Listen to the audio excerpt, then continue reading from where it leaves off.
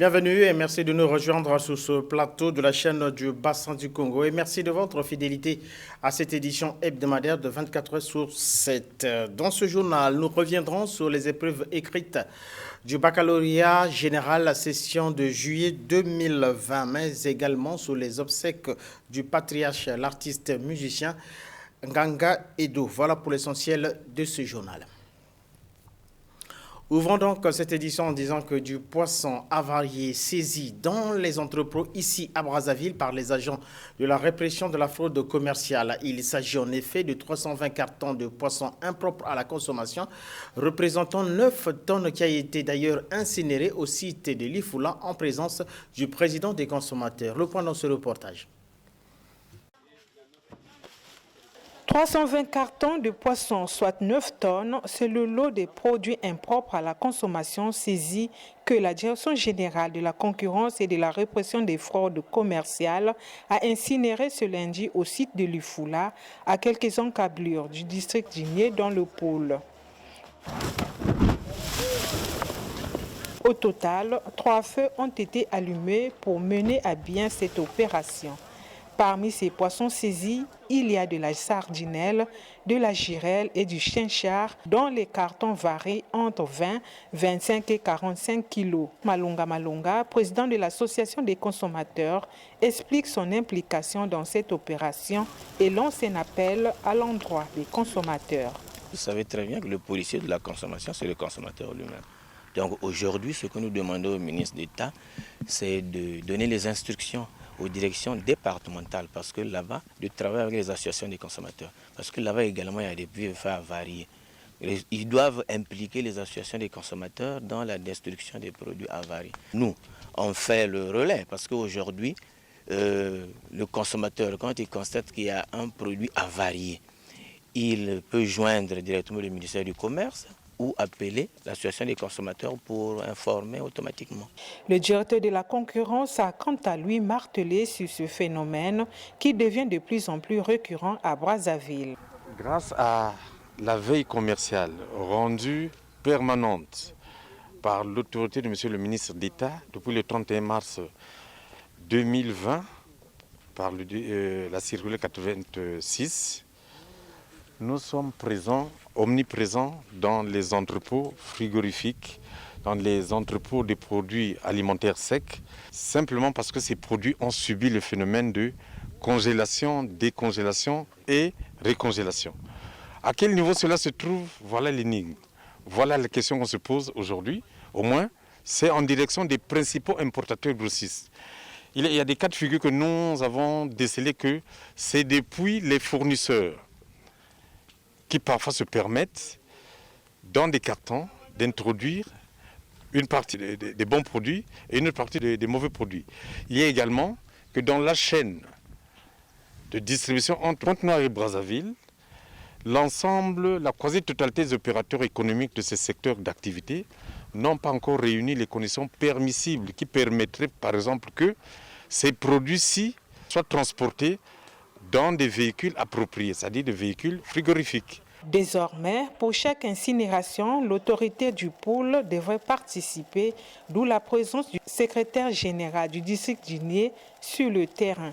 Il se trouve que nous avons nos concitoyens au niveau local ici qui se permettent de venir, lorsqu'ils tournent le dos, pour venir étouffer, éteindre le feu, question d'extirper les couches de poulet ou les quelques vivres pour les ramener sur nos marchés au niveau local ou encore à Brazza. Alors ça, c'est pas normal.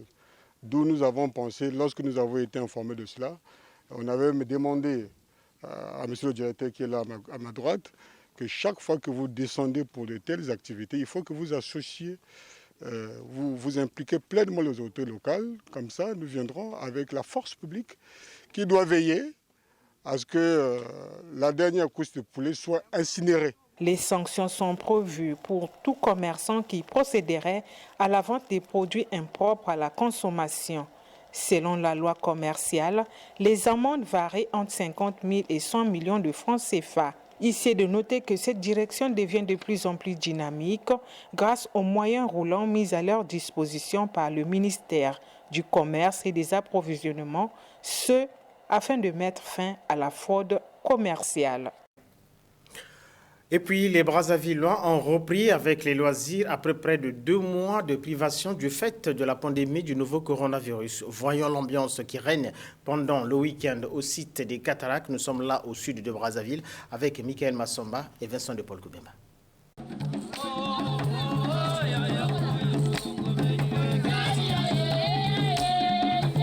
Reprise de l'ambiance au site des Cataractes, momentanément fermé 3 mois durant par le fait du confinement dû au coronavirus.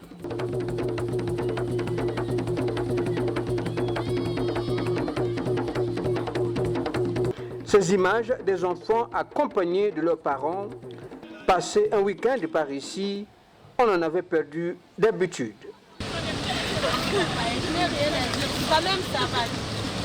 Certains sont ici pour profiter de l'environnement, fuyant les bruits de Brazzaville et aussi pour se déstresser. La fête elle est bonne, on s'amuse souvent, vous voyez. Derrière moi, vous voyez partout comment les enfants s'amusent. Tout se passe très bien ici, on s'enjaille. Bon, on a choisi ce lieu parce que la vue elle est très belle, on est dans la nature, vous voyez vous-même, il y a l'eau à côté. Tout, on est en train de contempler le temps. Et tout, voilà pourquoi on a choisi ce lieu. Parce que nous sommes au moins essayer de diminuer le stress par rapport à ce qui se passe dans le pays. Voilà pourquoi.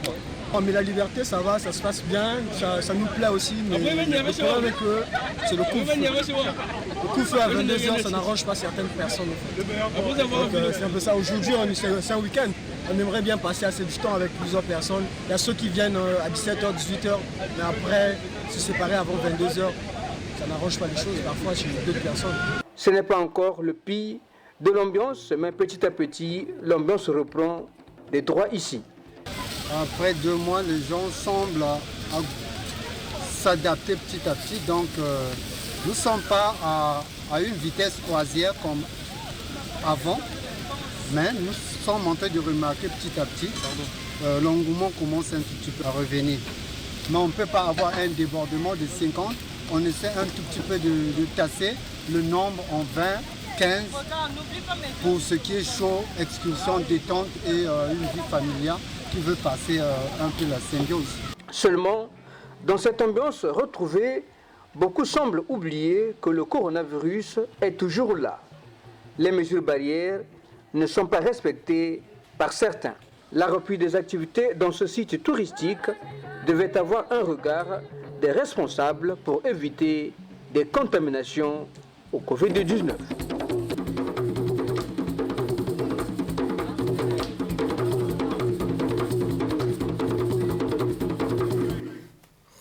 De retour du site des Cataractes, découvrant sur le chemin, dans le même arrondissement de Brazzaville-Madibou, une nouvelle discipline sportive appelée Upili. Le jeu, comme vous allez le découvrir, est original et suscite beaucoup d'engouement. Suivez plutôt.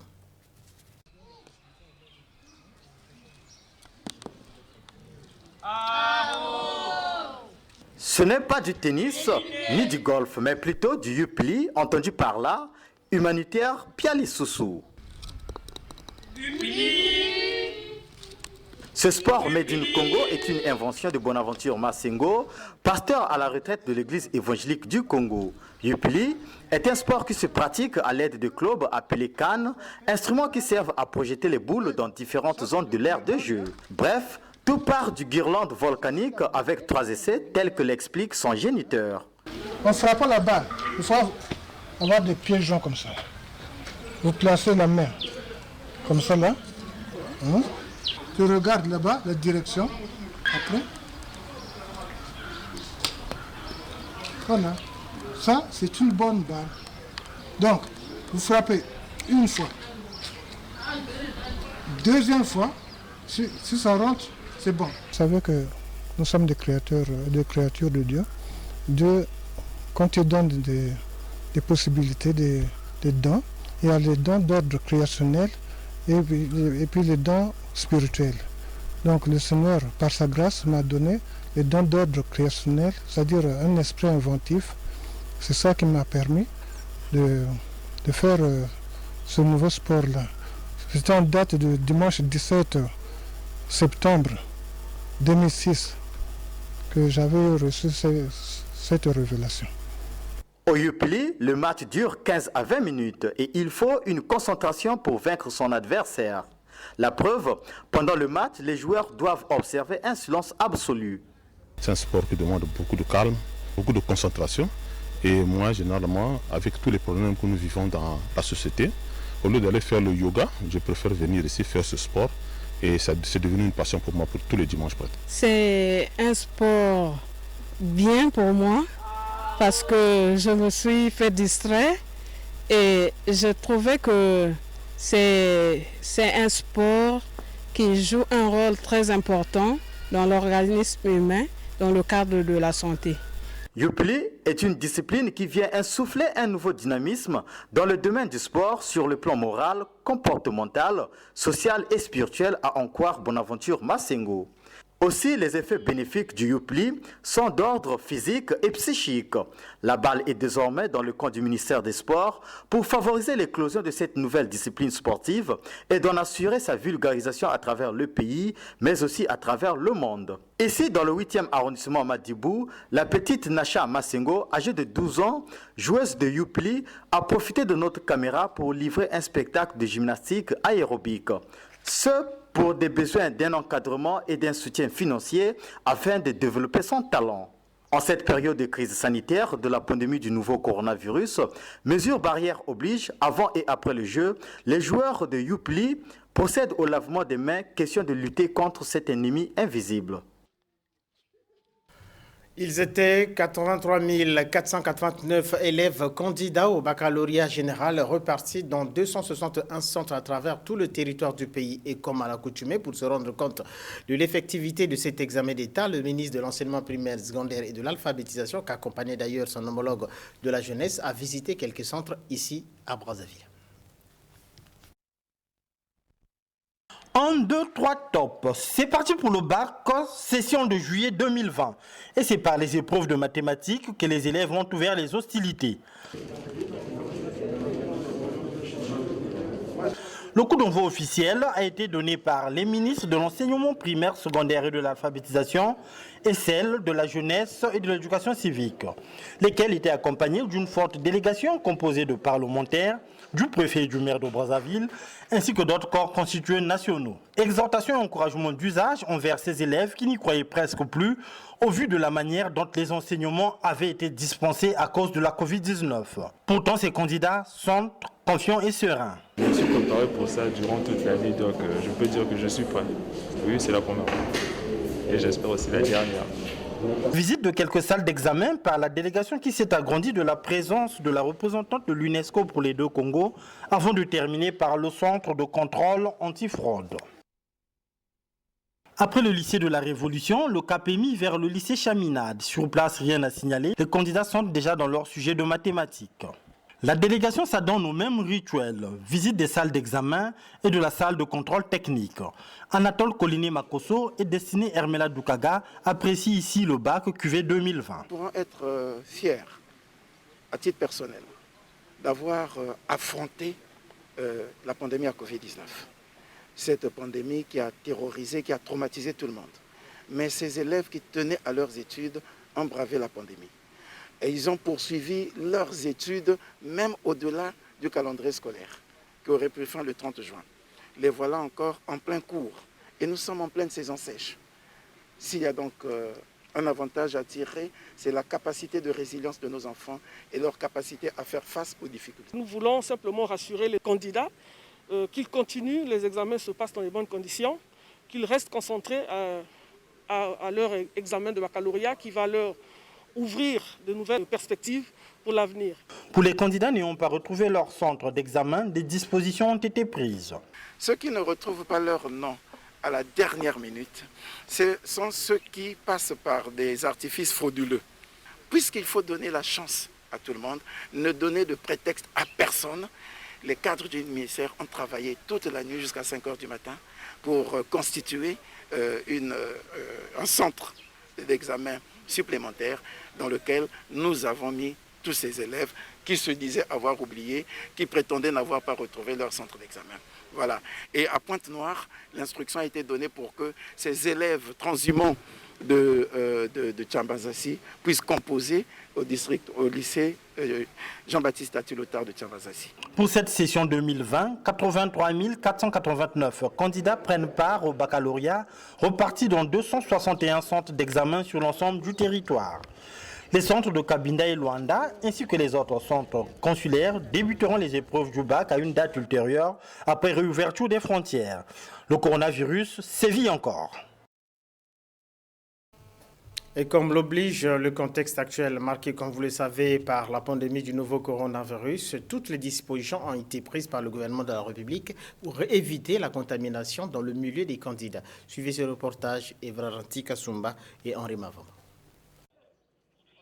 C'est avec un dispositif sanitaire de lutte contre la pandémie du nouveau coronavirus plus qu'impressionnant que les élèves passent les épreuves du bac dans ce centre du complexe scolaire Gompo Olilou du 5e arrondissement Wende, où le ministre de l'enseignement primaire, secondaire, de l'alphabétisation a lancé le baccalauréat session de juillet 2020.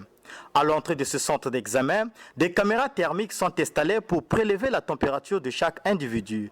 Candidats, personnel administratif, agents de sécurité.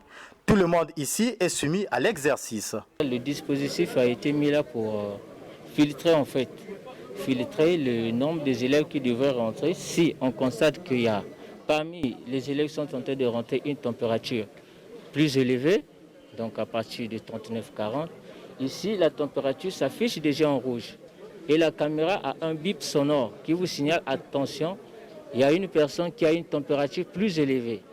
Et en ce moment, on interpelle la personne et on le met d'abord à l'écart et puis on appelle à qui de droit de pouvoir d'abord examiner l'élève. Voilà. Après, il faut se laver les mains. Les agents de la sécurité civile sont aussi là pour assurer les soins d'urgence au cas où il le faut, comme ils l'ont fait pour cette candidate à quelques minutes avant le lancement des épreuves. Comme au lycée de la Révolution, au lycée Chaminade aussi, un endroit a été aménagé pour que chaque candidat y dépose son sac avant d'aller en salle. Question d'éviter les tentatives de fraude. Les retardataires, il y en a eu, tels que nous l'avons constaté, pour diverses raisons. Soit le candidat a reçu sa carte scolaire le jour de l'examen, soit par difficulté de transport, ou soit l'élève a confondu le centre d'examen pour le cas des candidats libres. En ce premier jour, les candidats de toutes les séries ont composé sur les mathématiques. Pour rappel, ils sont 83 489 candidats repartis dans 261 centres sur toute l'étendue du territoire national.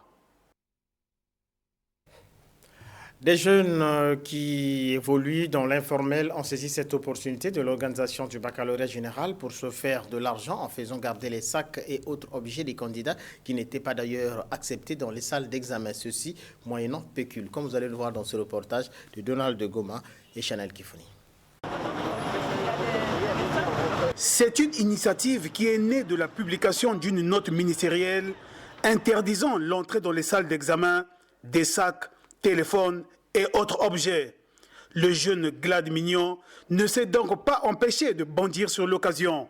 Il est posté au lycée Pierre Savorgnan de Brazza, l'un des centres d'examen retenus pour le baccalauréat. Nous avons une note signée par Monsieur le ministre qui interdit le port des sacs lors des examens et des téléphones.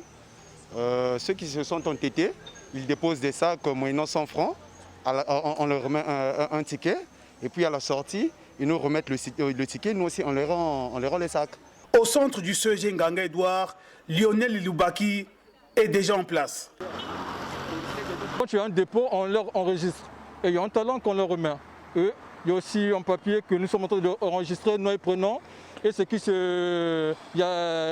est dans l'intérieur du sac. Donc avant le retrait, ils doivent nous amener leur talent. Mais en cas de perte du jeton par un candidat, qu'adviendra-t-il? En cas de perte, on doit d'abord attendre que tout le monde puisse retirer leur sac.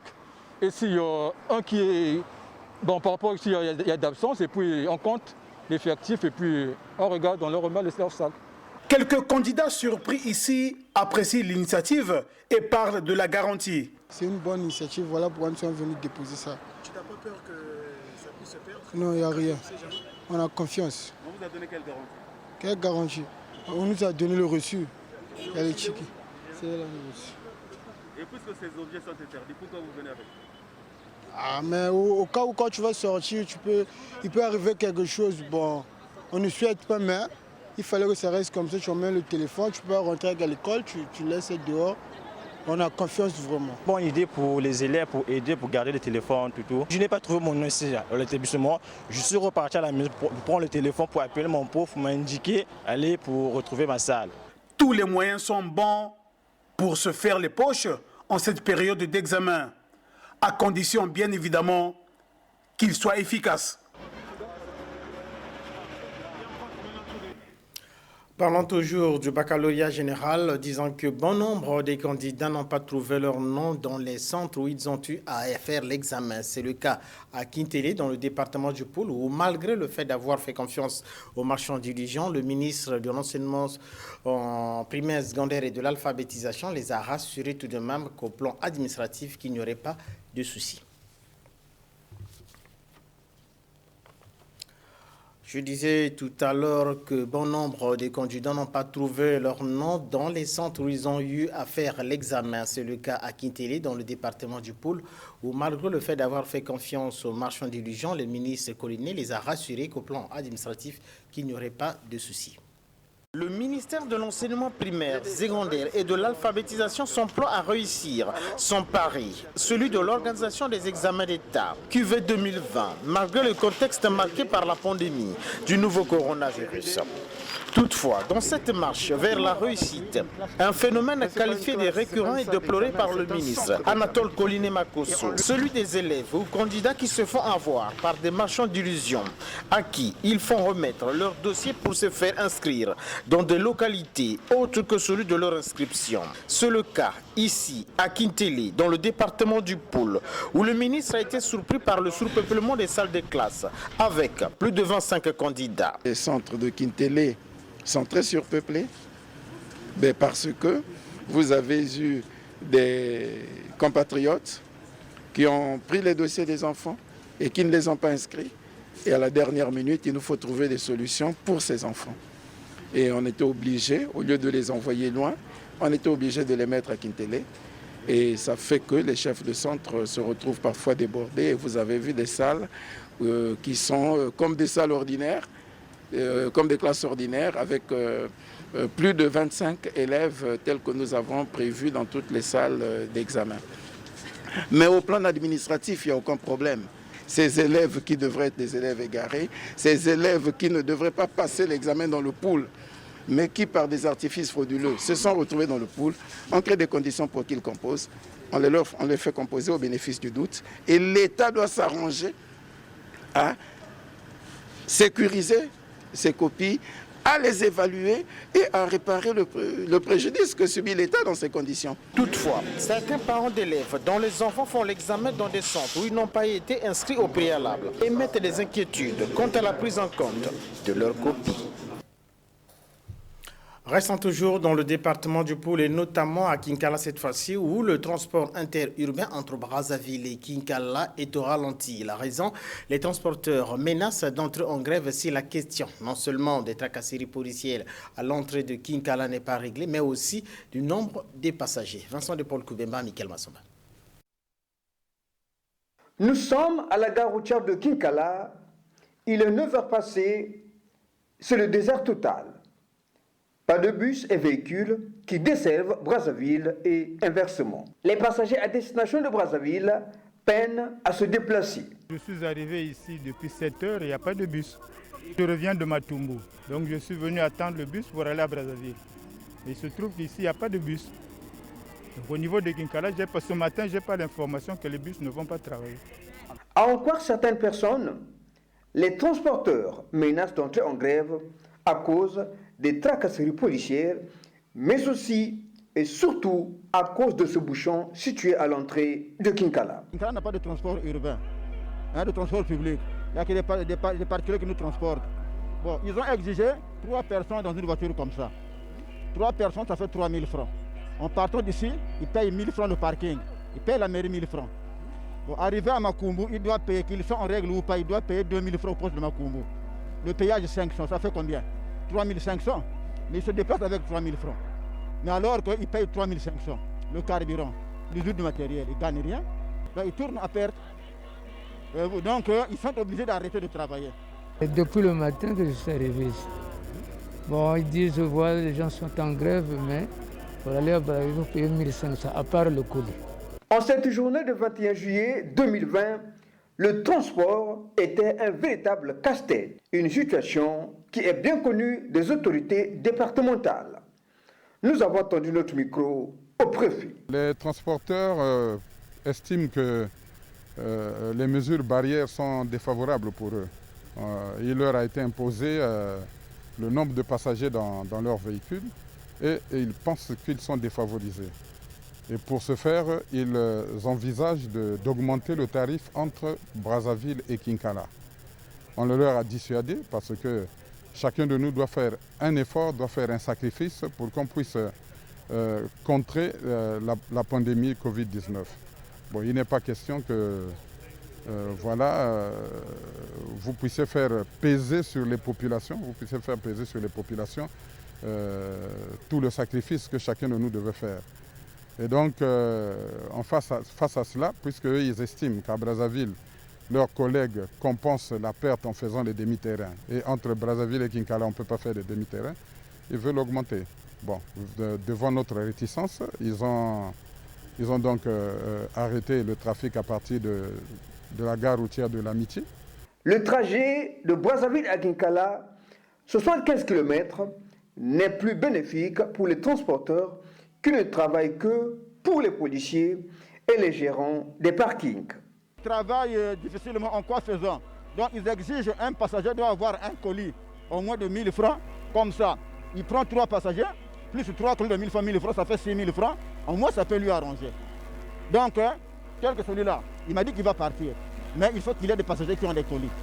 Voyez-vous, donc il attend que les 3 passagers qui peuvent avoir des colis. À Brazzaville, c'est la même chose. Les bus sont là-bas.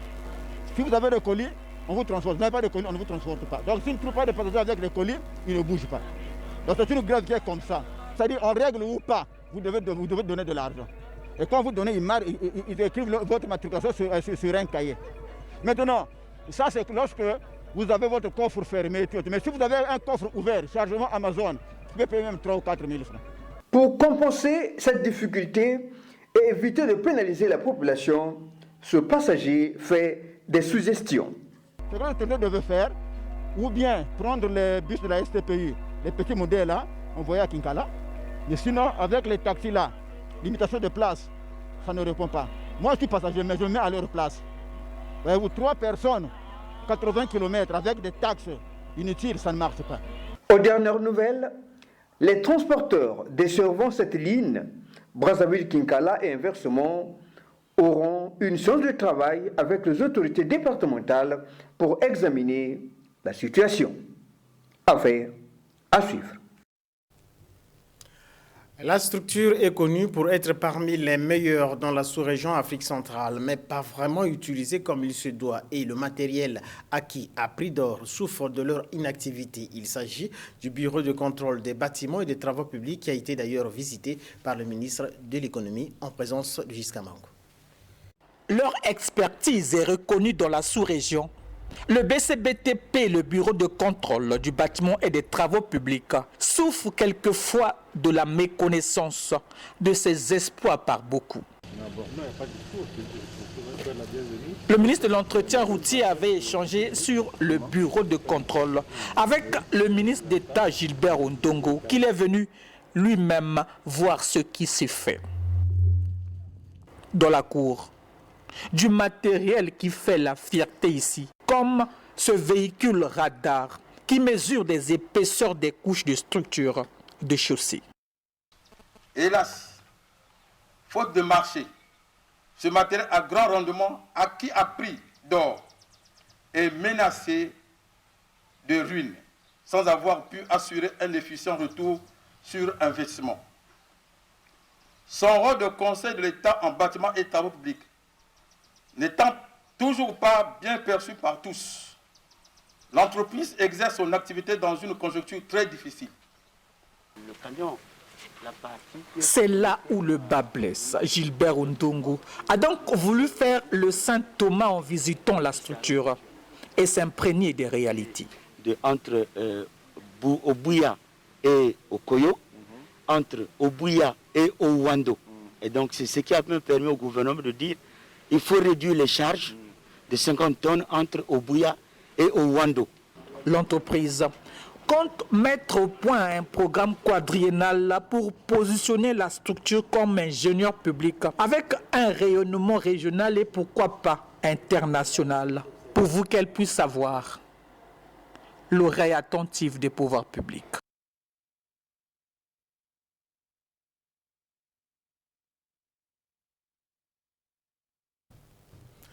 Le patriarche et icône de la musique congolaise Ganga Edo, Edouard Nganga, de son vrai nom, décédé le 7 juin dernier à Brazzaville à l'âge de 87 ans, a été inhumé cette semaine au cimetière du centre-ville où il repose désormais pour l'éternité. Peu avant, le monde de la musique et politique a rendu un dernier hommage à ce passionné de la musique. Le corps sans vie du patriarche de la rumba congolaise a été conduit au palais des congrès peu avant sa mise en terre au cimetière du centre-ville ce mercredi.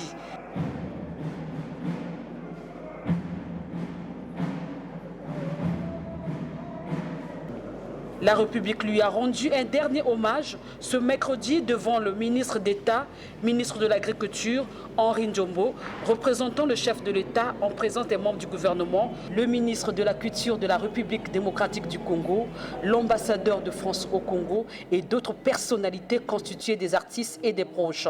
Le ministre de la Culture et des Arts, Dieudonné Mouyongo, sur le parcours de l'artiste. Va-t-il faire ses premiers pas dans les orchestres Atomic Jazz, puis Negro Jazz, qui seront ses rampes de lancement? Le fleuve Congo, n'étant qu'un vaste boulevard ondoyant entre Léopoldville et Brazzaville, Ganga Edo le traversera régulièrement et créera, avec d'autres compagnons, l'orchestre OK Jazz en 1956.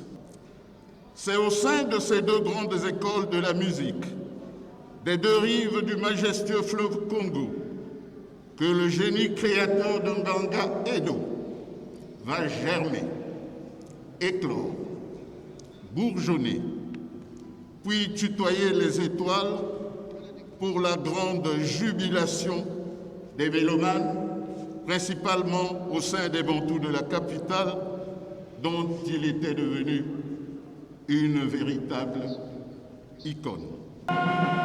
Après l'horizon funèbre, s'en est suivi le recueillement et le dépôt de gerbes de fleurs devant la dépouille mortelle par des personnalités nationales et internationales.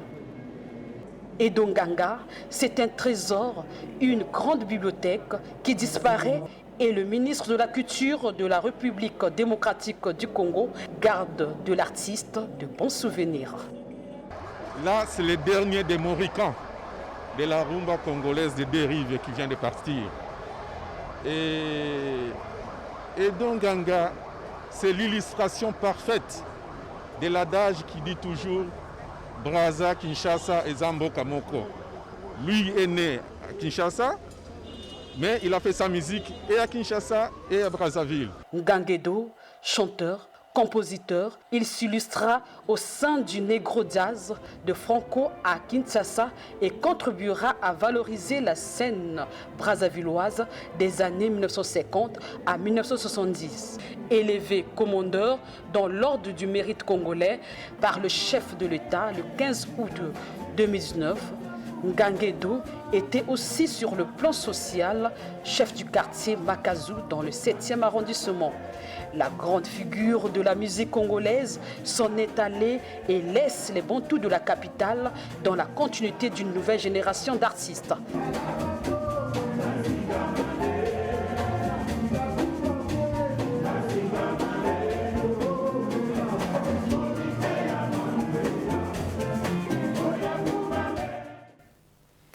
Quelques artistes et musiciens de la République démocratique du Congo et du Congo présents aux obsèques du vieux Nganga ont reconnu le travail artistique de l'un des pères de la rumba entre les deux Congos. On les écoute. Artistes musiciens, chroniqueurs culturels, Amoureux de la culture, passionnés de belles mélodies, ils étaient tous là pour rendre un vibrant hommage au patriarche de l'orchestre Les Bantous de la capitale Nganga Edouard, alias Nganga Edo. À la morgue municipale de Brazzaville, nous avons rencontré quelques artistes musiciens qui gardent des bons souvenirs de l'illustre disparu qui a su construire le pont entre la vieille génération et la nouvelle génération. Il a construit l'amour. Vous savez, Nganga Edo était grand, un vieux patriarche, mais petits et grands étaient ses amis. Ce sont ces doyens qui nous ont donné cette envie de pratiquer cet art. Vraiment, c'est un grand chagrin qui a touché vraiment l'art congolais. Sinon pas le patriarche, que son âme repose en paix. Et j'espère que nous qui tenons la suite, nous allons vraiment maintenir le niveau, ou sinon pas avoir un peu plus que ce qu'ils ont laissé. C'était pour nous un papa. Et 2 jours avant sa mort, l'Union des musiciens congolais, après notre assemblée générale, on l'avait élevé au rang de président d'honneur de l'Union des musiciens congolais. Donc 2 jours avant sa mort, on était parti lui remettre sa carte de membre d'honneur de l'Union des musiciens congolais. Et vous voyez, 2 jours après, le vieux était parti. Le premier contact de travail avec le patriarche Edo, c'est quand il s'est agi du mariage du président Marien Ngouabi. Les guerriers de l'armée et les Bantous de la capitale étaient choisis pour animer le mariage du président Marien Ngouabi. Le souvenir qui est resté, à l'époque, les guerriers étaient habillés en costume bleu nuit et les Bantous de la capitale en tenue camouflée. Donc les gens pouvaient penser que les guerriers c'était les Bantous, les Bantous c'était les guerriers. Alors depuis lors, on ne s'est plus jamais quitté et nous avons aussi, j'ai connu aussi l'ancien à partir de 1978. Lorsque nous avons créé l'UNEAC et l'Union des musiciens congolais, c'est un cofondateur de l'UNEAC, un cofondateur de l'Union des musiciens congolais, nous avons commencé à militer culturellement ensemble. Mais les plus grands moments que j'ai passés avec lui sont les moments où nous avions partagé la même scène. Nous étions à Cuba pendant 1 mois et j'ai partagé tous les jours la scène avec les Bantous de la capitale, donc avec les vieux Edo, défunt Essou, Nino et tout ce monde. Donc j'ai vraiment beaucoup partagé avec mes doyens. Là. Les Bantous continuent et il vit encore à travers les Bantous. Et la chanson Hommage qu'ils lui ont composée, elle est magnifique et je crois qu'elle est bien l'emblème de cette transmission, de cette école de musique qu'ont été les Bantous et qui continue quand même à faire l'essence de la rumba avec cette très belle chanson Hommage. Clémence Bayidikila, des amis Bantous, parle de la sociabilité de celui qu'elle appelait affectueusement Papa Edo. Il était très gentil, très sympa et puis vraiment c'était un papa, vraiment il nous faisait beaucoup rire. Hein. Et voilà quand il dansait, vraiment il était très, ceux qui venaient peut-être au concert des Bantous de la capitale, voyaient comment était le vieux. Il était très gentil avec nous, très sympa, en tout cas vraiment c'était un papa. Dieudonné Lusakou, président de l'orchestre Les Bantous de la capitale, exhorte les musiciens de ce mythique orchestre de garder la flamme que Nganga Edo laisse après près de 70 ans de carrière musicale. La jeunesse doit continuer à travailler parce que de leur vivant, Nino, Essou et Edo, et Célio et les autres n'avaient sans cesse plaidé pour qu'il y ait une rénovation de la musique au niveau de l'ensemble des Bantous de la capitale. Et ils avaient toujours souhaité que les jeunes prennent la place des anciens afin que les Bantous de la capitale, qui est un monument national, un monument vivant national, puissent continuer à égayer le pays sur le plan artistique. Edo Nganga, cofondateur de Loke Jazz avec Franco, est l'un des vaillants combattants de la rumba entre les deux Congos sous l'influence coloniale belge. Ces obsèques ont connu la présence de quelques artistes musiciens de la RDC, à l'instar de Bozi Boziana, Verkis Kiamwangana, Blaise Boula et Monda Chang.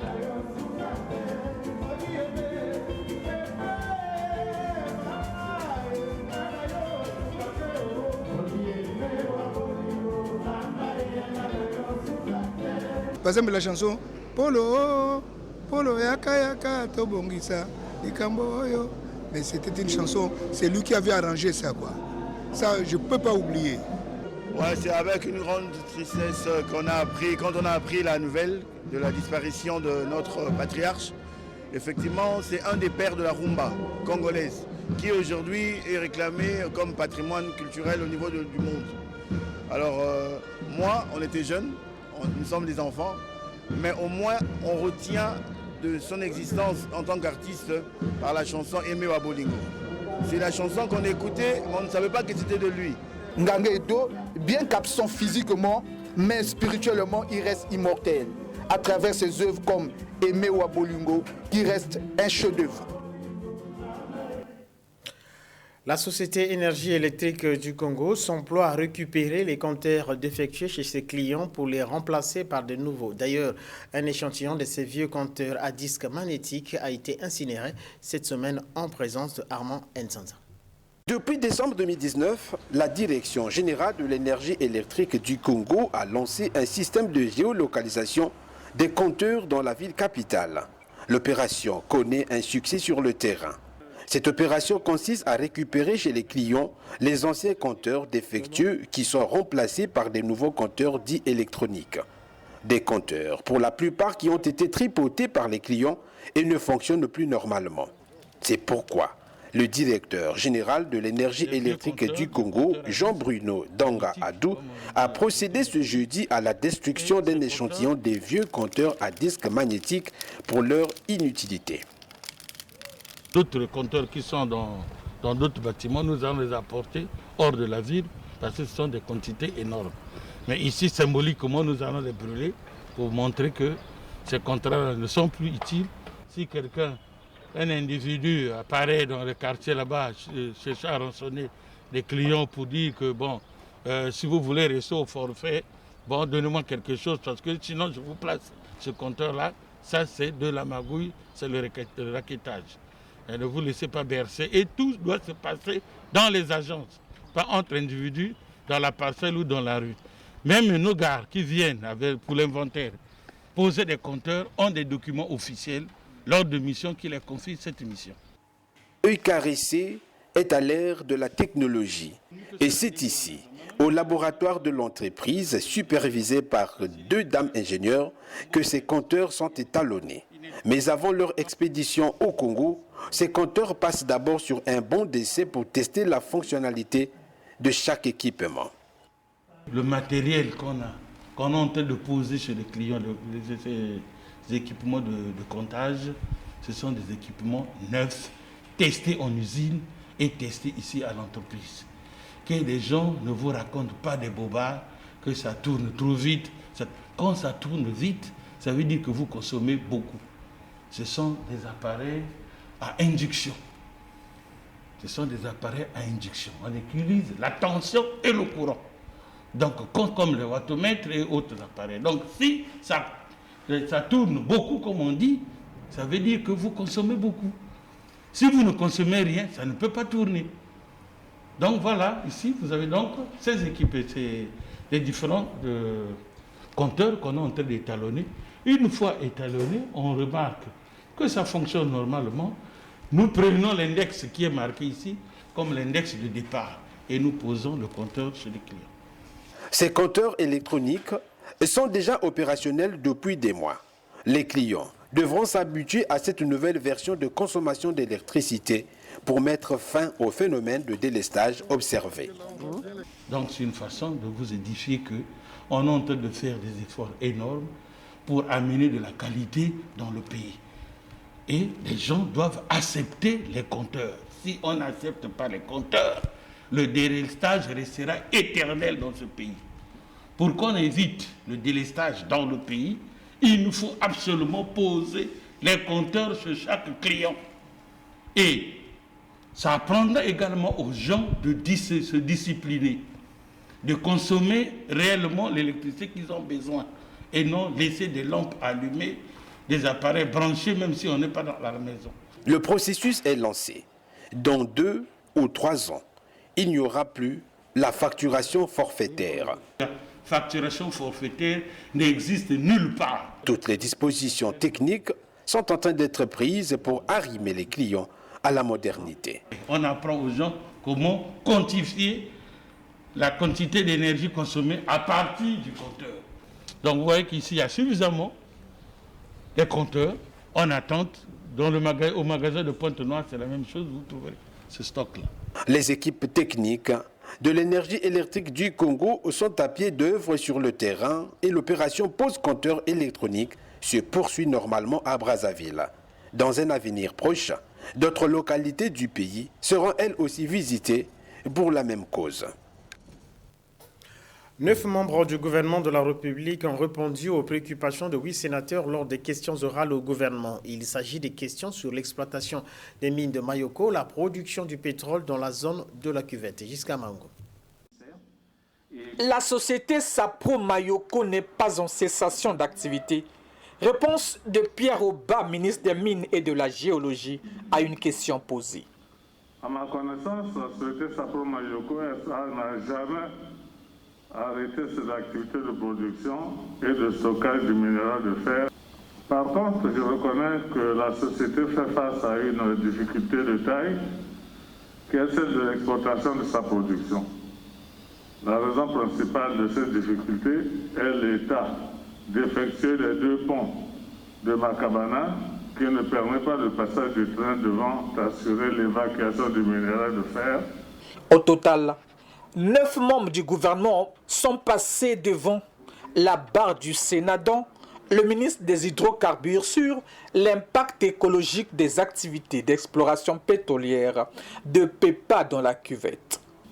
La zone du projet Ngoki étant en milieu écologique fragile et au regard des impacts environnementaux liés aux activités industrielles, une attention toute particulière doit être observée par toutes les parties prenantes. La rentrée académique à l'université Denis Sassou Nguesso a aussi préoccupé le Sénat. Au moins 2 instituts pourront ouvrir leurs portes d'ici avant 2021, dit Bruno Jean-Richard Etoile. Et Thierry Mungala, lui, a répondu sur le plan de financement et de restructuration globale de Télécongo et sa grille de programme. Le principal nœud qui, hélas, contrarie les ambitions du département est ce qu'il est communément appelé le nerf de la guerre, à savoir l'absence de ressources financières qui permettraient de dérouler un programme de financement effectif de nos projets et de régler les questions liées à cette grille de programme. La situation épidémiologique due au nouveau coronavirus a aussi préoccupé. Jacqueline Lydia Mikolo était aussi devant la barre du Sénat pour répondre. Et parlons justement de la ministre de la Santé et de la Population, disant que le président du Sénat, préoccupé par la révélation faite par Jacqueline Lydia Mikolo sur le départ à la retraite des agents de la santé, a exhorté tous les sénateurs à être sur le terrain pour la vérification de toutes ces informations mises à leur disposition. Cet exercice, c'est une forme de contrôle, mais ce n'est pas suffisant. Donc il convient que nous soyons beaucoup présents sur le terrain pour voir la situation sur le terrain, les changements, comment s'opèrent-ils. Parce qu'il nous faut tous nous mobiliser pour que les citoyens soient rassurés. Et toujours en rapport avec la santé, le deuxième aspect qui a retenu notre attention, c'est celui du personnel. Nous avons noté une déclaration de Madame le ministre de la Santé qui peut troubler dans une certaine mesure. C'est pour un système de santé comme le nôtre. En 3-4 ans, on a perdu 40% du personnel. On doit recourir pour combler les vides un personnel bénévole. Il y a là une situation qui préoccupe et qui demande que des efforts énormes soient faits. Parce que la santé, c'est la société. C'est toute la vie. Donc il y a cet aspect. Les épreuves écrites du baccalauréat général à session de juillet 2020 se sont achevées vendredi sur l'ensemble du territoire national. Les candidats se disent confiants quant à leur réussite. Toutefois, ils ont déploré les difficultés de transport rencontrées tout au long des épreuves écrites. Le point dans ce reportage d'Ivranti Kasumba et Patringui. Plus de peur que de mal, le baccalauréat session de juillet 2020 à l'ère de la pandémie du nouveau coronavirus est allé jusqu'au bout du rouleau. Mission accomplie donc pour le gouvernement, particulièrement pour le ministère de l'enseignement primaire, secondaire, de l'alphabétisation pour les efforts consentis sur la tenue de ces épreuves. Pas de preuves pratiques pour l'éducation physique et sportive. Cette particularité n'a pas inquiété les candidats. En fait, le bac 2020, ça s'est très bien passé. En plus, c'était aussi une question de bonne préparation. Je trouve que j'étais assez bien préparé et je suis confiant de moi. Je suis sûr que j'aurai ce bac. C'était une question de culture générale. Pas besoin d'avoir le cours. Si tu es bien cultivé, tu pouvais t'en sortir. Bon, ça s'est bien passé grâce à la distribution des fascicules à l'école. Au moins, on s'est sorti, surtout en matière littéraire et surtout nous de la série A. On a bien travaillé, ça s'est bien passé. L'éducation physique, ça s'est bien passé.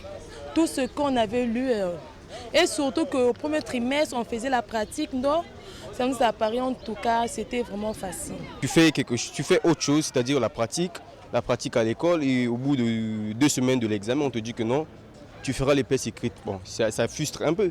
Et puis arrivé là-bas, on doit faire avec. Plus je suis déjà un sportif, donc ça m'était facile de répondre aux questions.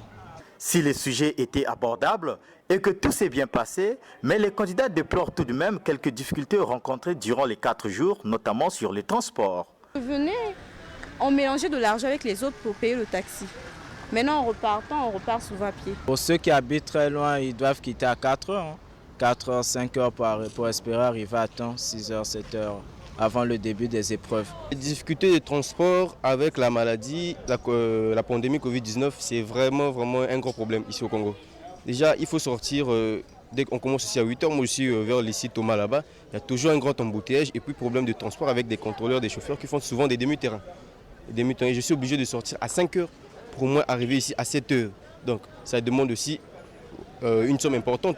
Parce que tu es là, tu peux emprunter un bus vers le lycée Thomas, il te dépose parfois à Mikalou Latiémé et puis ensuite de suite. C'est vraiment grave, il faut arranger ce cas-là. Si ça continue comme ça, on ne sait pas. On ne sait pas là où on sera. Le rendez-vous est pris au jour de la délibération des résultats du baccalauréat QV 2020. Tout s'est bien passé, disions-nous tout à l'heure, mais pas pour le candidat d'Ette qui a été interpellé par les services de police pour avoir composé aussi à la place de son ami avec 2 identités différentes. Armel Christian Zingameko. Luis Bandouzi Def Privanel, âgé de 20 ans. Cet élève candidat au baccalauréat dans le centre d'examen du lycée Lumumba a été surpris la main dans le sac en flagrant délit de fraude. L'infortuné, composé sous 2 identités différentes. La sienne est celle d'un condisciple et ami absent.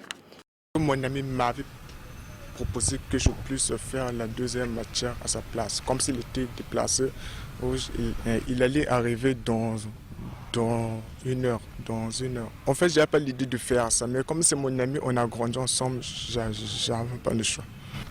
C'est pas bien. C'est pas bien de travailler à la place des autres. Le chef de centre d'examen Lumumba apprécie ici la situation. Cet incident s'est passé dans la salle 17. Et c'est une salle ici à Lumumba qui avait un caractère un peu particulier parce qu'il y a quelques jours, nous avons reçu un message du professeur Bossoto nous demandant de recevoir les élèves que l'on appelle aujourd'hui péjorativement des élèves égarés. Et donc il était difficile de remplir toutes les conditions de traçabilité dans cette salle-là. Et c'est ce qui a plus ou moins concouru à cet événement tragique que nous déplorons. Donc il y a eu beaucoup de candidats dans cette salle-là, sans toutefois avoir les pièces parfois requises pour participer à un examen d'État. S'il faudrait parler de mérite, le mérite revient surtout aux surveillants de salle qui ont été très très vigilants. Le cas de fraude ayant été constaté, le chef de centre a averti le directeur de la lutte contre la fraude près le ministère de l'enseignement primaire, secondaire et de l'alphabétisation pour constater les faits. Le jeune Def Pavel a été remis entre les mains de la gendarmerie pour la suite de la procédure. C'est les larmes aux yeux qu'il a quitté l'enceinte du centre d'examen. Son excès d'altruisme aurait eu raison de lui. Mobilisons-nous pour un sport sans risque en cette période de pandémie de Covid-19. C'est sur ce thème que la communauté nationale célèbre ce dimanche la journée du sport. Si en raison de la propagation du nouveau coronavirus, aucune activité n'a été organisée, le ministère des Sports a préféré rappeler aux Congolais que la pratique des sports collectifs demeure interdite. Préservons-nous afin que le sport ne soit pas un facteur de propagation et de contamination, a indiqué Hugues Ngolondele, que je propose d'ailleurs de suivre. Mesdames et messieurs, chers compatriotes, chers sportifs, la journée nationale du sport, instituée par décret numéro 2005-650 du 9 décembre 2005, dont l'objet est de vulgariser la pratique du sport, est célébrée chaque année le dernier dimanche du mois de juillet. Ce dispositif est renforcé par le décret 2019-33 du 7 février 2019 portant institution des journées nationales de la marche sportive de santé pour tous, qui ont lieu le 2e et le 4e dimanche de chaque mois. Le sport est un facteur de bien-être et de cohésion sociale. Il est prouvé que la pratique régulière d'une activité physique renforce notre organisme, réduit les risques de nombreuses maladies et améliore notre mental. En effet, plusieurs études scientifiques ont montré que bouger régulièrement réduit le risque de développer un diabète ou des maladies cardiovasculaires, prévient certains cancers, fortifie les os, renforce les muscles, augmente les capacités respiratoires et aide à éviter l'excès de poids. Mesdames et messieurs, depuis le mois de mars, notre pays est confronté à la pandémie de Covid-19 avec toutes les conséquences sur les plans sanitaires, économiques et sociaux, mettant ainsi notre pays à rude épreuve. Afin de réduire les risques de contamination et de propagation du virus, de nombreuses mesures ont été prises par son Excellence M. Denis Sassou Nguesso, président de la République, chef de l'État, et mises en application par le gouvernement. La pratique du sport avait ainsi été interdite sur l'ensemble du territoire national et les stades et autres équipements sportifs fermés. En période de confinement, le ministère des Sports et de l'Éducation physique a proposé à nos populations de nombreuses séquences de sport à domicile sur la chaîne de télévision nationale. Mesdames et messieurs, en cette période où la pandémie de Covid-19 sévit encore, le gouvernement de la République ne cesse de nous interpeller tous au respect des mesures barrières. C'est pour cette raison que cette année, nous avons placé la Journée nationale du sport sous le thème « Mobilisons-nous pour un sport sans risque en cette période de pandémie de Covid-19 ». Je saisis cette occasion solennelle pour rappeler que la pratique des sports collectifs demeure interdite. Seule la pratique des sports individuels est autorisée, dans l'application stricte des gestes barrières, des règles de distanciation physique avec port obligatoire de masque.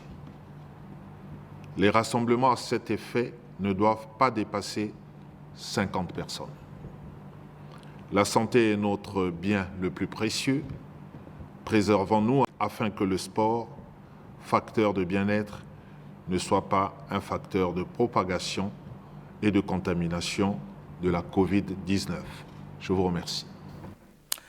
Voilà, c'est par ce message du ministère de Sport sur la journée du sport au Congo que nous bouclons ce journal. Merci d'avoir été avec nous.